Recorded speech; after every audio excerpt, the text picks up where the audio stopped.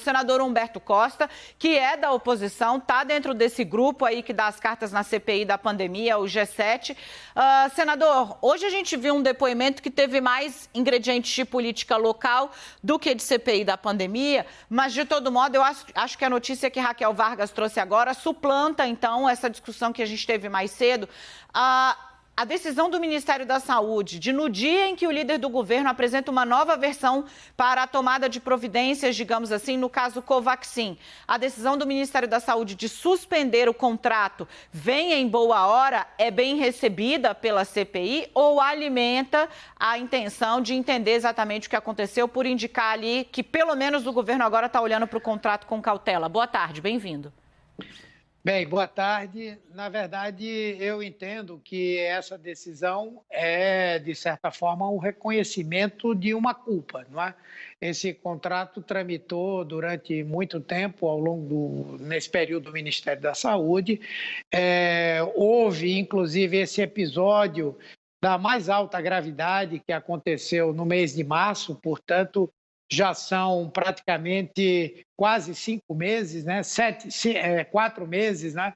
Desde que houve essa denúncia feita pelo deputado Luiz Miranda e seu irmão Luiz Miranda também, e só agora o governo vem fazer uma avaliação que leva à conclusão de que esse contrato tem irregularidades insanáveis, porque se vai ser suspenso o contrato é porque não há como isso ser sanado. Nós, primeiro, lamentamos o fato de que, pela incompetência do governo, na escolha de uma empresa sem idoneidade para fazer essa intermediação, nós venhamos a perder essas vacinas. Estamos num momento em que não é possível se perder qualquer dose de vacina e acho que o governo deveria buscar um caminho para fazer a contratação por outra via. Por outro lado, eu entendo que essa argumentação apresentada hoje pelo líder do governo é uma invenção, é uma fake news, na verdade. Não é? O ministro Pazuello, comunicado no dia 22, sai no dia 23 e teria tido tempo para cobrar do seu ex-secretário executivo que fizesse uma investigação. E se essa investigação foi feita e ela foi feita com rigor, não poderia chegar em outra decisão que não fosse a tomada hoje, de suspensão desse contrato. A mim me parece que o governo está inventando, criando uma versão para dizer que o presidente da República fez alguma coisa depois de ter recebido uma denúncia tão grave.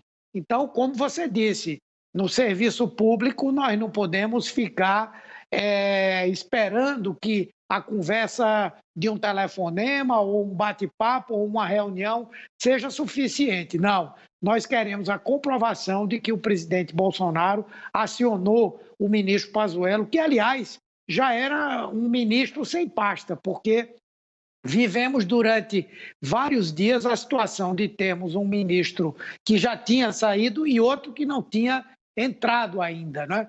Então, me parece que essa tentativa do governo de criar uma versão, ela é uma emenda pior do que o soneto.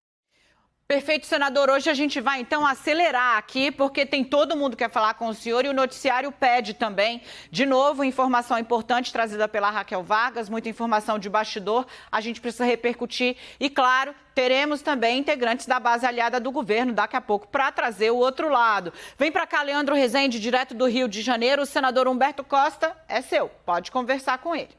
Senador, obrigado por estar conversando com a gente aqui no 360. Queria perguntar para o senhor como que essa decisão, do ministro Marcelo Queiroga de suspender o contrato impacta no depoimento de quinta-feira. Francisco Maximiano, sócio da Precisa Medicamentos, vai ser ouvido pela CPI. O que ele precisava esclarecer e agora, com essa decisão, o que você, os senadores, vão perguntar a ele na quinta-feira? Olha, ele precisa esclarecer tudo desde o início, não muda nada. Não é? Se não foi perpetrado o crime, se é que não foi, porque há informações de que essa empresa recebeu um adiantamento de 500 milhões de reais, não sei se isso é verdade. Tivemos quase que um pagamento antecipado de 200 milhões de reais, que seria feito mediante aquele pagamento a um banco em Singapura, e depois nós não sabemos qual seria o destino. Teve todo um processo de construção dessa relação, não é? Dessa intermediação. Uma empresa que já havia dado um golpe no Ministério da Saúde. Então, já existem, na minha avaliação, irregularidades ou crimes já cometidos e alguns que estavam prestes a serem cometidos, de modo que nós vamos atuar como se nada tivesse mudado. Queremos, na quinta-feira, ouvir do senhor Maximiano como essa construção foi feita. Maravilha. Olha, a gente sabe que o senador tem um voo para pegar em minutos, mas eu vou aqui pedir um pouquinho de parcimônia para o senhor, porque o Yuri Pita quer falar também com o senhor aqui de São Paulo, nosso analista, senador Humberto Costa, com os minutos contados, mas ele vai nos ajudar com respostas editadas e a gente com perguntas editadas dá para gerar mais uma vez. Vai lá, Yuri. Obrigado, Dani. Boa tarde, senador. Bom, além do depoimento de Francisco Maximiano, a CPI tem em vistas uma nova convocação já aprovada do ex-ministro Eduardo Pazuello. E em relação a Élcio Franco, o senhor acredita que também seja necessário ouvi-lo novamente e questionar por que naquele pronunciamento ao lado, por exemplo, do ministro Onyx Lorenzoni, não foi mencionado nenhum tipo de atitude dentro do ministério em relação a esse contrato da Covaxin? Bom, é possível. Apenas eu acho e tenho defendido junto à CPI que a volta dessas pessoas só deve se dar no momento em que nós já tivermos ouvido especialmente os servidores, não é? Que direto ou indiretamente tiveram participação nesse processo, quando nós já tivermos ouvido a empresa que é essa intermediária, quando nós já tivermos trabalhado sobre o sigilo que foi quebrado da empresa, do seu proprietário, de funcionários do Ministério, porque assim nós teremos todos os elementos para fazer as perguntas certas, sabendo claramente quais são os objetivos e, efetivamente, obrigando que eles respondam com a verdade. Senador, para fechar aqui, que eu sei que a gente fez um compromisso de respeitar o seu horário, amanhã temos a oitiva de Wizard, né? Antes a gente esperava que esse empresário bolsonarista pudesse falar bastante sobre o chamado gabinete paralelo, mas agora aparecem ligações entre ele e pessoas que advogaram pela compra de uma vacina chinesa, a CanSino, a vacina desse laboratório CanSino. O senhor acha que a possibilidade, então, desse depoimento amanhã ser dominado também por suspeitas ou para entender melhor o processo de apresentação dessas vacinas para o governo federal deve tomar uma parte da oitiva do Wizard?